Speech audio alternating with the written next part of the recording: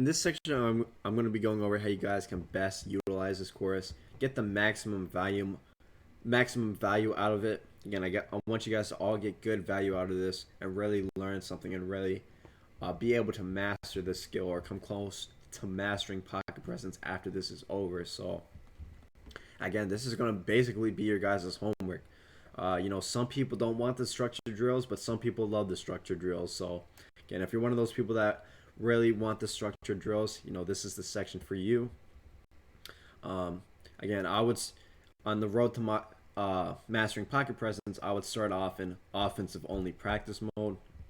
And again, I would highly recommend 25 reps a day for a week, and then do this as soon as you get on. And then after you warm up for a little bit with the drills, then you can go into the game, and see if you can kind of apply what you did in practice mode. So again, you can pick any team. I would recommend practicing with the formation you usually use or practicing with the playbook you usually use, just so you're kind of used to maneuvering the pocket a certain way based on the route combinations you have in the field. Because on certain plays, if you have all your route combos kind of drifting towards or progressing to the right side of the field, you might tend to roll that way with your quarterback. So again, this is a good way to get practice with your plays and to master your pocket presence at the same time. So again, 25 reps a day for a week. I will say, if you guys want a more personalized approach, and again, this is just me speaking to the average player, this is just me kind of saying, depending on how many people bought this, I don't know. There's going to be various skill levels of people who bought this course. So, but if you guys want a more personalized approach, and kind of depending on what your skill level is at, again, in our subscription model for the Madden Academy, on our top option for members, we have, again, a personalized plan. So basically, where I take you guys into a game. After the game, I kind of break down your skills in a scouting report. So I give you guys a grade or a rating. So maybe your pocket presence wasn't looking too good that day, and maybe that's something you really struggled at, and we rated your pocket presence at 25 out of 100. So again, we will have a tailor-made game plan just for you, a tailor-made training plan just for you, based on your ratings. So maybe if you have the 25, you might need to do 100 reps for a week to fully master this skill. But again, just generally speaking here, again, we're going to go with the 25 reps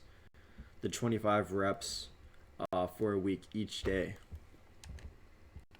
And again, this is offensive only, so obviously there's not going to be any defensive lineman here. So again, this is just to get a feel for stepping up in the pocket. And again, pay attention to where you're starting on offense. And also what I did there was I kind of moved. So if you click LT in the left analog, you can kind of move where you're on the field.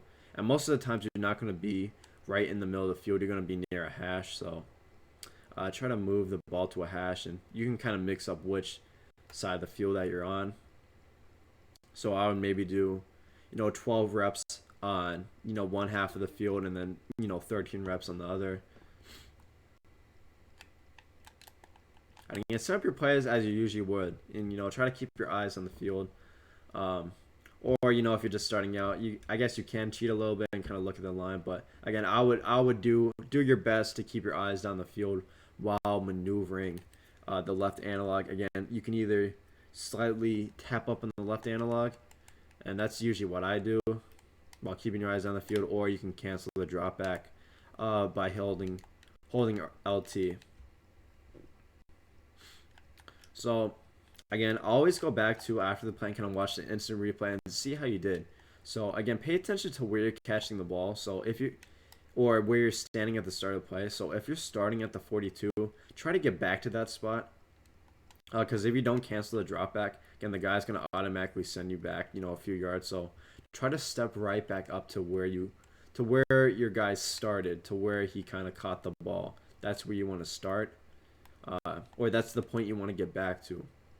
Because again, if you just stay right here, again, it's going to be pretty easy for to the DNs to loop around. So the farther back you drift, the easier it's going to be for the DNs to get around. And again, to buy that extra time, you really want to be stepped up into the pocket. Again, you don't want to overstep into the lineman, but you want to have at least a yard or two. You want to be like a yard or two away from your offensive lineman usually. So again, work on staying. The two things are work on staying with inside the tackle box, and again, try to get back to the point you started at. So we start at the 42, so you can go kind of a yard above, or even a yard back, but try to stay within that 2 yard radius from where you started. So again, if we started at the 42, try to stay within the 41 to the 43. If you get any beyond the 43, again, you're getting really close to your lineman there. So again, go back at the end of each play and kind of assess yourself at the end and say, okay, maybe I was successful on 17 under 25. And keep track. Try to keep track every day and see how you did. Track your progress. So again, we started at the 42. Want to get back to that point, and it's fine. It's perfectly fine to move left and right, and I recommend doing that because in a game you are gonna have to move left and right depending on where the pressure is coming from. So if there's pressure coming from the left, you do generally want to kind of move towards the right while staying with inside the tackle box.